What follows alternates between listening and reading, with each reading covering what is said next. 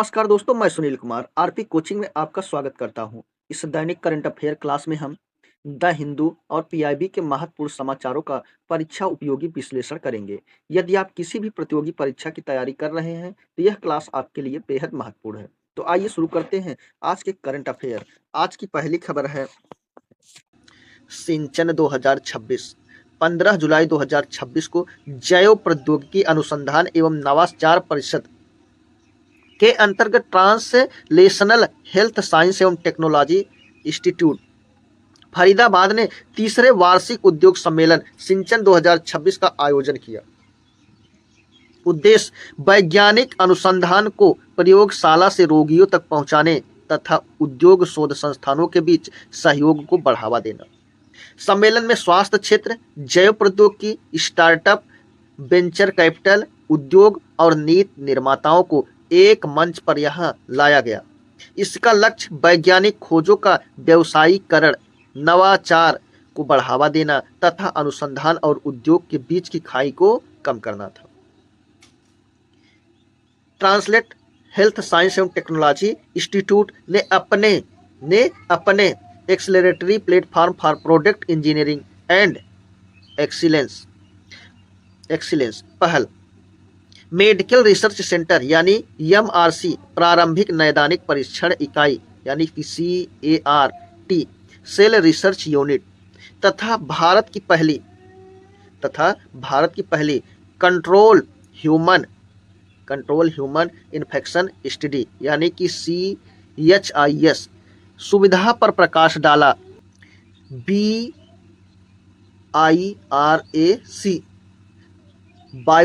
Biotechnology study research assistance council RDI research development and innovation fund को deep tech startup के लिए महत्वपूर्ण वित्तीय सहायता के रूप में प्रस्तुत किया गया। आयोजक स्थल translation health science and technology institute NCR, national capital region, biotech science cluster, Faridabad. ये था क्या आयोजक स्थल। मुख्य अतिथि के किरण मजूमदार शाह। संस्था का नाम क्या था? BRIC biotechnology research and innovation council और THSTI ट्रांसलेशन हेल्थ साइंस एवं टेक्नोलॉजी इंस्टीट्यूट। भारत की जैव अर्थव्यवस्था बायो इकोनॉमी लगभग 18% वार्षिक वृद्धि दर से यह बढ़ रही है। सिंचन 2026 का उद्देश्य विज्ञान, उद्योग और निवेश को जोड़कर भारत को जैव प्रौद्योगिकी, स्वास्थ्य, नवाचार और वैश्विक अनुसंधान को अग्रणी केंद्र बनाना। यह कार्यक्रम विकसित भारत 2047, आत्मनिर्भर भारत तथा स्वास्थ्य क्षेत्र में नवाचार आधारित विकास को गति देने की दिशा में महत्वपूर्ण पहल है। अगली खबर है क्षेत्रीय AIM संवाद पूर्वोत्तर अध्याय।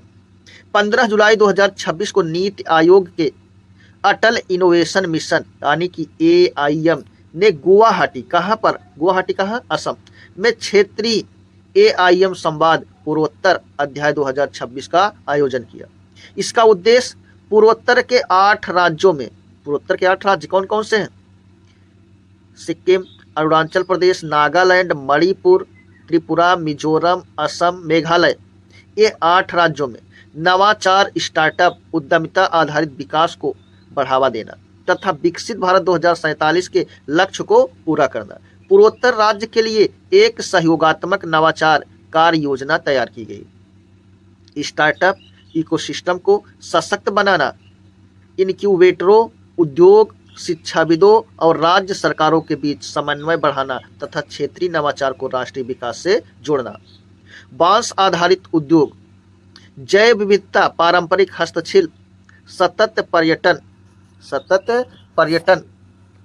स्टार्टअप इनक्यूबेशन, कृत्रिम बुद्धिमत्ता यानी AI, जैव संसाधन मूल्य श्रृंखला, उद्यमिता और नवाचार आधारित आजीविका पर विशेष जोर दिया गया।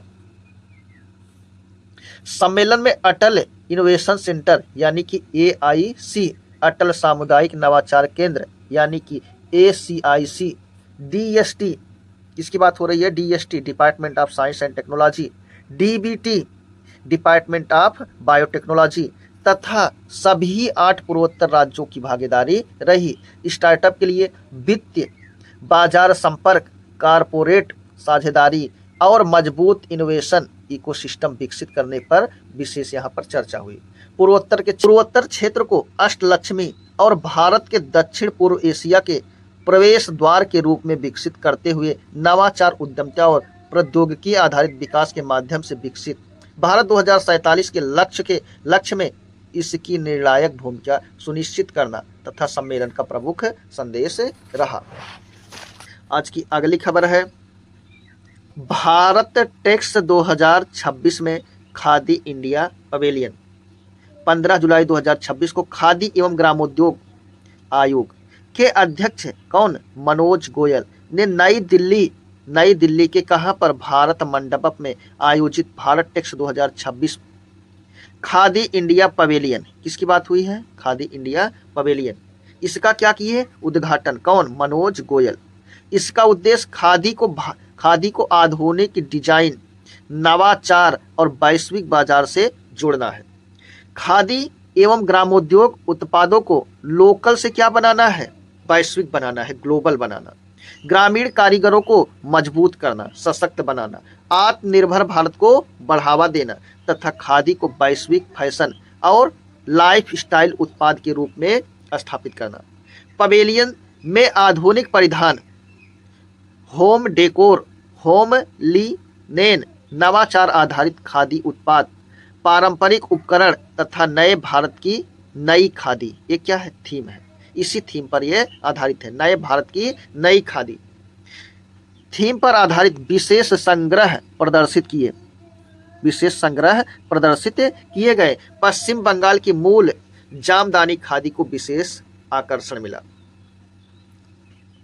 वित्त वर्ष 2025-26 में खादी एवं ग्रामोद्योग क्षेत्र का कारोबार 1.87 लाख करोड़ रुपए से अधिक रहा तथा 2.04 करोड़ से अधिक लोगों को रोजगार यहां पर मिला है। आने वाले वर्षों में 2.51 लाख करोड़ रुपए के कारोबार का लक्ष्य इसका रखा गया।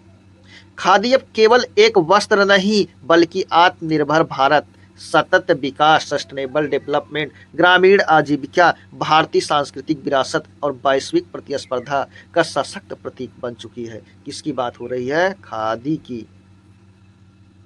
अगली खबर है, गुजरात में ग्रीनफील्ड शिप बिल्डिंग क्लस्टर। 15 जुलाई 2026 को पत्तनपोत जलमार्ग मंत्रालय ने गुजरात के पोरबंदर में ग्रीनफील्ड शिप बिल्डिंग क्लस्टर तथा वडीनगर में आधुनिक जहाज मरम्मत शिप रिपेयर सुविधा को जहाज निर्माण विकास योजना यानी कि SBDS ship building and breaking development scheme के तहत सैद्धांतिक मंजूरी दी। इसका उद्देश्य भारत को वैश्विक जहाज निर्माण एवं मरम्मत केंद्र बनाना, घरेलू जहाज निर्माण और जहाज मरम्मत क्षमता बढ़ाना, विदेशी मरम्मत यार्डों पर निर्भरता को क्या करना, कम, समुद्री विनिर्माण को बढ़ावा देना तथा समुद्री अमृतकाल विजन 2047 और आत्मनिर्भर भारत के लक्ष्य को सशक्त बनाना। पोरबंदर के कुच्छड़ी में लगभग 2000 एकड़ क्षेत्र में ग्रीनफील्ड शिप बिल्डिंग क्लस्टर विकसित किया जाएगा। इसकी वार्षिक उत्पादक क्षमता 1.2 से 1.5 बिलियन ग्रास टन। वहीं वडीनगर में 1570 करोड़ रुपए की लागत से जहाज मरम्मत सुविधा विकसित होगी, जिसमें 650 metre jetty, 2 floating dry dock और आधुनिक कार्यशाला इसमें शामिल है। ग्रीनफील्ड क्लस्टर का विकास राष्ट्रीय जहाज निर्माण और भारी उद्योग पार्क गुजरात द्वारा की जाएगी, जिसे गुजरात समुद्री बोर्ड और MOPSW ने संयुक्त रूप से स्थापित की। वडीनगर परियोजना कोचीन शिपयार्ड लिमिटेड और दीनदयाल पोर्ट अथॉरिटी द्वारा यह विकसित की जाएगी। ये परियोजनाएं भारत की जहाज निर्माण, जहाज मरम्मत, रोजगार सृजन, समुद्री विनिर्माण, आपूर्ति श्रृंखला और वैश्विक प्रतिस्पर्धात्मकता को मजबूत करेगी तथा भारत को विश्व स्तरीय समुद्री शक्ति बनाने की दिशा में महत्वपूर्ण यह कदम है। अगली खबर है, भारत इलेक्ट्रॉनिक्स एवं सेमीकंडक्टर हब। 15 जुलाई 2026 को इलेक्ट्रॉनिक्स एवं सूचना प्रौद्योगिकी मंत्रालय यानी ministry of electronics and information technology ने बताया कि सेमीकॉन इंडिया प्रोग्राम 2.0 के माध्यम से भारत चिप डिजाइन से लेकर संपूर्ण सेमीकंडक्टर विनिर्माण तक एक वैश्विक एवं आत्मनिर्भर सेमीकंडक्टर इकोसिस्टम विकसित कर रहा है। कौन? भारत। लक्ष्य 2035 तक 200 अरब अमेरिकी डॉलर का घरेलू सेमीकंडक्टर बाजार तैयार करना है। देश के 6 राज्यों में 12 सेमीकंडक्टर परियोजनाओं को मंजूरी दी गई है। कितने राज्यों में? भारत के 6 राज्यों में, जिसमें 3 परियोजनाओं ने वाणिज्यिक चिप उत्पादन शुरू कर दिया। दिसंबर 2021 में 76,000 करोड़ के परिव्यय के साथ सेमीकॉन इंडिया प्रोग्राम शुरू किया गया, जिसे इंडिया सेमीकंडक्टर मिशन यानी कि ISM लागू कर रहा है। कार्यक्रम के अंतर्गत चिप डिजाइन, निर्माण, ATPM असेंबली, टेस्टिंग, मार्किंग और packing, OSAT outsourced semiconductor assembly and test, उन्नत पैकेजिंग, उपकरण एवं सामग्री अनुसंधान एवं विकास तथा कौशल विकास पर विशेष जोर दिया जा रहा है। चिप टू स्टार्टअप यानी कि C2S और डिजाइन लिंक्ड इंसेंटिव जैसी परियोजनाएं प्रतिभा और नवाचार को ये बढ़ावा दे रही है। भारत विश्व का दूसरा सबसे बड़ा मोबाइल फोन निर्माता है। पहला कौन है? पहला चीन है। दूसरा कौन है? दूसरा भारत है। तीसरा कौन है? तीसरा वियतनाम है। विश्व के लगभग 20% सेमीकंडक्टर डिजाइन प्रतिभा भारत में है। 68,000 से अधिक छात्रों को सेमीकंडक्टर प्रशिक्षण दिया गया है तथा 500 से अधिक इंजीनियरिंग कॉलेजों ने नया सेमीकंडक्टर पाठ्यक्रम अपनाया है। सेमीकॉन इंडिया प्रोग्राम 2.0 भारत को वैश्विक सेमीकंडक्टर विनिर्माण, अनुसंधान, डिजाइन और नवाचार का विश्वसनीय केंद्र बनाने, तकनीकी आत्मनिर्भरता बढ़ाने, उच्च गुणवत्ता वाले रोजगार सृजित करने तथा विकसित भारत 2047 के लक्ष्य को गति देने की दिशा में महत्वपूर्ण पहल है। दोस्तों, ये क्लास हमारी यहीं पर समाप्त होती है। अगर क्लास पसंद आई हो तो लाइक, शेयर, सब्सक्राइब जरूर करना। आरपी कोचिंग के साथ मैं सुनील कुमार, धन्यवाद।